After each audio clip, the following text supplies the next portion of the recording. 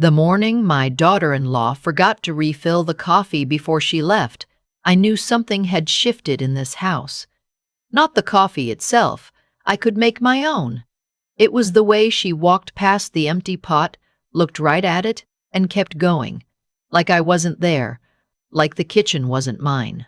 My name is Dorothy. I'm 68 years old. I live in a pale blue house on the edge of San Antonio, Texas, the same house where I raised my son for 22 years. I planted the rose bushes out front the spring after my husband Gerald passed. That was 6 years ago. I planted them because I needed something alive to tend to. And for a while, that was enough. My son's name is Michael. He has Gerald's eyes, and I used to think, Gerald's sense of fairness. He married a woman named Renee 4 years ago. She's 34, works in marketing, and has a laugh that fills a room. When I first met her, I thought this woman is going to be good for him. She was bright and quick, and she hugged me at the door like she meant it. I don't know exactly when things changed. That's the honest answer. It wasn't one day. It was the way a house settles, slowly, quietly, and by the time you notice the crack in the wall, it's been there for years. They moved in 14 months ago. Michael had been laid off from his project management job in the spring. Renee's income covered their apartment rent, she said, but just barely. They needed a few months to get back on their feet. I said yes before they finished asking. Of course I did. He was my son. The house had 2 empty bedrooms. It made sense. What I did not think through, and I'll be honest with myself about this now, was that I never set a single condition. No timeline. No contribution to utilities. No conversation about groceries. I just said, come home, and opened the door, and that was that. Within 3 weeks, the dynamic was established. I cooked. Renee ate and left her plate on the counter. Michael watched television until midnight and slept until 9. I did the laundry on Tuesdays and Fridays. I bought the groceries every Saturday. I paid the electric bill, the water bill, the internet, the streaming subscriptions. There were 4 of them, none of which I used. I paid for the pest control service Renee had called without asking me. I paid for the new shower curtain rings she ordered online using my Amazon account, the one she had asked to borrow to return a pair of shoes and never logged out of. Michael found a part-time consulting job in August. It paid reasonably well for part-time. He mentioned it once at dinner, said it was a start, and that was the last financial conversation we had for a long time. The money kept leaving my account. I am not a wealthy woman. Gerald left me the house outright and a modest life insurance payout that I had been careful with. I had my Social Security and a small pension from the school district where I worked as an administrative coordinator for 19 years. It was enough for one person living simply. It was not designed for 3. I started noticing things in October. Renee had a standing appointment at a salon every other Saturday. I knew because she always came home with her nails done and her hair freshly blown out, and she would walk through the kitchen where I was usually starting dinner and say something like, "Smells good," without breaking stride, toward the bedroom. Michael bought a new gaming chair in November. It arrived in a large box that sat in the hallway for 4 days before he assembled it. I stepped around it each time I went to the linen closet. They went to Nashville for a long weekend in December. A friend's bachelorette trip, Renee said, though Michael went too, which I didn't ask about. I watched their Instagram stories from my phone on a Saturday night, sitting alone at my kitchen table. Renee posted a video of them at a rooftop bar, glasses raised, the city glittering behind them. She had tagged the hotel. I knew that hotel. I had looked it up once when a college friend was visiting. The room started at $300 a night. That same week, I had transferred money from my savings to my checking account for the 3rd time that year. I did not say anything. This is the part I have to be truthful about. I did not say anything for a long time. I told myself it was temporary. I told myself Michael was getting back on his feet. I told myself Renee was still adjusting, still warming up, still becoming the daughter-in-law I had hoped for. I told myself these things the way you tell yourself the weather will clear. Not because you have evidence, but because you need to believe it to get through the afternoon. The dinner happened on a Thursday in January. I had spent the afternoon making pot roast. It was Gerald's mother's recipe, the one I had written down in my own handwriting in a green spiral notebook I still keep in the second kitchen drawer. Carrots, potatoes, a low oven for 3 hours, the kind of meal that makes a house smell like home. I set the table for 3. I put out the cloth napkins, the cream ones I save for when I want a meal to feel like something. I lit the small candle in the center of the table that I had been saving since Christmas. Michael came down first and said it smelled incredible. He poured himself a glass of water, glanced at the stove, and went back to his phone. Renee came down a few minutes later in her coat. "Oh," she said, looking at the table. "We're actually going out tonight. Michael didn't tell you." He was looking at his phone. "Michael," she said. Oh, yeah. Kevin and Alicia invited us to that new place downtown. The one that just got reviewed in the Express News." I looked at the pot on the stove. I looked at the table I had set. "I thought we were having dinner here," I said. Renee picked up her purse from the hook by the door. "You should still eat. No reason to let it go to waste." And they left. I stood in my kitchen for a moment after the door closed. The candle was still burning. The pot roast was still in the oven. I turned off the oven. I blew out the candle. I put away one of the 3 place settings. Then I sat down at my table and ate alone. I don't think I had cried over something like that in years, not since the early days after Gerald died, when the silence of the house was so loud it seemed to press against my ears. But sitting there with my plate and my pot roast and the cream napkins I had ironed that afternoon, I felt something I can only describe as the specific sadness of being forgotten by someone who is supposed to see you. I wasn't angry yet. Angry came later. That night, I couldn't sleep. I lay in bed listening to them come home. The front door, the laugh, the television downstairs, the sounds of the refrigerator opening. They were eating the leftovers. I heard Renee say, "This is actually really good." And then Michael, "She makes it every winter." She, not Mom. Not Dorothy. She, not Mom. Not Dorothy. She. I stared at the ceiling for a long time. The next morning, I got up early, before either of them was awake, and I made myself coffee and sat at the kitchen table with my green notebook. Not the recipe one. The one I use for finances. I went through 6 months of bank statements that I had been avoiding looking at directly. I had been telling myself a story about my money, the way you sometimes avoid looking too closely at something, because part of you already knows what you'll see. What I saw was clear. In the past 6 months, my checking account had paid for all household utilities, averaging $420 a month. Groceries ran between $380 and $460 a month for 3 people, all paid by me. The Amazon account had 17 charges I did not make. Mostly household items, a few things I didn't recognize, 2 charges to a skincare subscription service I had never heard of. In October, there was a charge for $412 to a car detailing service. Michael drove a car. I did not. In the same 6-month period, Renee had been on my account 41 times. I closed the notebook. I held my coffee cup with both hands. I looked out the window at my rose bushes, bare now in January, just the dark canes above the frozen ground. Gerald had always said I was too patient. "Dot," he'd say, "being kind and being a doormat are 2 different postures." I used to smile at that. I wasn't smiling now. I needed to talk to someone. Not someone in this house. I called my friend Carol.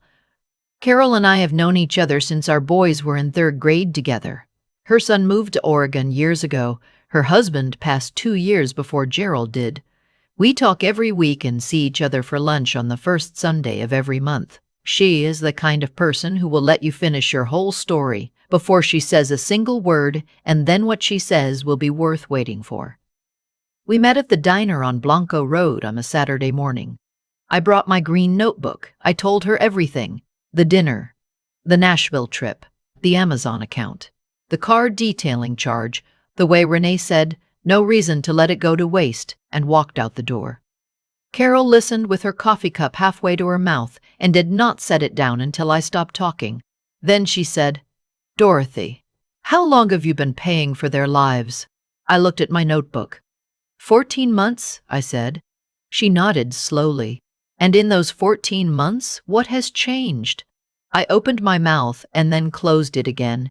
Nothing had changed. Michael had found part-time work and bought a gaming chair. Renee's nails were done every 2 weeks. There had been no conversation about a timeline, no discussion of contributing to expenses, no moment where either of them had sat down with me and said, "We see what you're doing for us, and here's our plan." "I think," Carol said carefully, "that they've stopped thinking of it as temporary. I think it became the arrangement." I looked out the diner window at the parking lot. A family was getting out of a minivan, a mother, a father, 2 small children. The father had a little girl on his shoulders. "I let it become the arrangement," I said. "You were being a mother," Carol said. "There's a difference between being a mother and being managed," I said.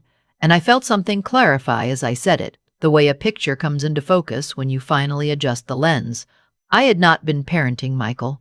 I had been subsidizing a life that 2 employed adults should have been building themselves. By the time I got home, something in me had settled. I did not make a scene. I want to be clear about that. I am 68 years old, and I have been through enough of life to know that the most powerful decisions are usually the quiet ones. That evening I sat down at my desk and I made a list. Everything that had come from my accounts without my explicit approval. Every charge on the Amazon account. The car detailing, the skincare subscription, the streaming services I did not use. I printed the statements. I put them in a folder. Then I opened my laptop and I looked up the number for my bank. I called the following Monday while both of them were out. I spoke with a woman in customer service who was patient and professional. I canceled the Amazon household account and set up a separate one in my name only with new login credentials. I changed the password on the shared Netflix account, the only one I actually used, and downgraded it to the single-screen plan. The other 3 subscriptions I canceled entirely. I placed a spending alert on my debit card so that I received a text message for every transaction over $20. Then I called my attorney. I have had the same attorney for 11 years, a woman named Patricia who handled Gerald's estate and helped me with his will. I made an appointment. I went in on a Wednesday morning, sat across from her desk, and I told her what I was going to do. I was going to revise my will. This is something I had not revisited since Gerald died. At the time, I had left everything to Michael without condition. The house, the savings, the pension remainder. It had seemed simple then. He was my only child. Of course it would go to him. But sitting in Patricia's office looking at the folder in my lap, I thought about what everything meant. This house, the rose bushes, the green spiral notebook with Gerald's mother's pot roast recipe, the 19 years I had spent at the school district, the long hours and the difficult parents and the satisfaction of a job done well. The careful, quiet discipline of a woman who had never lived beyond her means. I was not leaving that to a skincare subscription and a gaming chair. Patricia and I talked for an hour. I was measured and specific, and she did not try to talk me out of anything. She asked the right questions and I had the right answers because I had been sitting with them for weeks. When I walked out of her office, it was a clear, cold morning, the kind of Texas January morning that is almost pretty. Thin blue sky, hard light, your breath showing in the air. I drove home and I made myself lunch. That evening I set the table for one. I made soup. The good tomato soup, the kind I make with roasted tomatoes and a little cream, the kind that takes an hour. I lit the same candle from the Thursday that had not been lit since. I put on the radio, the station that plays classical in the evenings. I ate slowly and I did not rush any of it. Michael came into the kitchen around 7, looked at the table, looked at me and said, "Something smells good." "It does," I agreed. He stood there for a moment. Something in my stillness must have reached him, because instead of going to the refrigerator, he sat down across from me. "Mom," he said, "are you okay?" I looked at my son.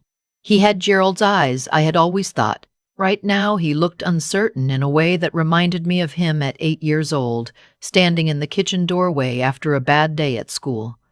"I've been better," I said honestly. He was quiet. "I want to talk to you," I said. "Not tonight, but soon. There are some things I should have said a long time ago, and I didn't, and I'm going to say them now." He nodded slowly. We talked 2 days later, a Sunday morning, at the same table. Renee had gone to her salon appointment. I had made coffee and I had put out 2 mugs, and when Michael sat down, I set the folder in front of him. I did not yell. I did not cry. I went through it methodically, the way I used to work through a difficult budget at the school district, item by item, with clarity and without blame that wasn't earned. The Amazon charges, the car detailing, the 14 months of utilities and groceries, the Nashville hotel, the subscription services. I laid it all out. Michael went through the papers quietly. His face went through several things: surprise, then recognition, then something heavier. "I didn't know about some of this," he said, at the statements with Renee's purchases. "I believe you," I said. "Mom, let me finish," I said gently. "I'm not asking you to apologize right now. I'm telling you what I should have told you on the day you moved in. This is my house. I am glad to have you here, but I am not a resource. I am your mother, and I need you to understand the difference." He looked down at the table. "I got comfortable," he said quietly. "That's not an excuse.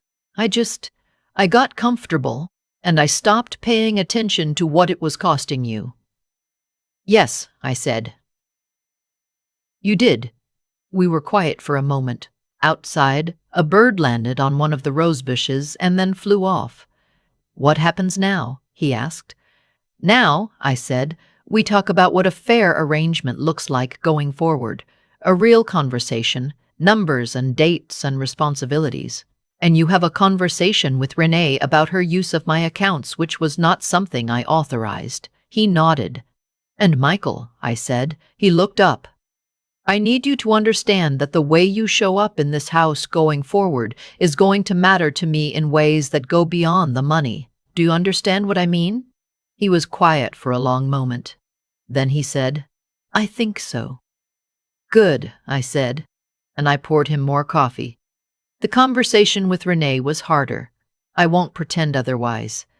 There were tears, hers, not mine, which surprised me. She said she hadn't realized how much she had been using the accounts. She said she'd been stressed. She said her relationship with money had always been complicated, which was a thing people say when they mean something real that they haven't yet worked out. I listened. I did not fill her silences with reassurance. At the end, I said, "I don't need an explanation. I need it to stop." "It has stopped," she said. "I know," I said, and I did know I had already changed the passwords. They began contributing to household expenses starting in February. Michael handled the utilities. Renee covered half the grocery costs. They came to the table for dinner 3 nights a week. Not every night, not as a rule, but as something closer to a choice. On those nights I cooked, and they set the table and cleaned up after. Small things. The kind of small things that turn a house back into a home. My will remains revised. I want to be honest about that too. What I changed was not made out of anger, it was made out of clarity. What I have built over a lifetime will go where it is tended. That is not punishment, that is stewardship. On the first Sunday in March, Carol and I had lunch at our usual diner. It was already warm enough to leave your coat in the car. She asked me how things were going. "Better," I said, and I meant it without qualification. "You look different," she said. "I feel different," she said. On the drive home, I stopped at a garden center and bought 2 new rose bushes for the side of the house. The woman at the counter told me they'd bloom by April if I got them in the ground before the next cold snap. I drove home, changed into my work jeans, and planted them before the sun went down, my hands in the Texas soil. The smell of the earth in early spring.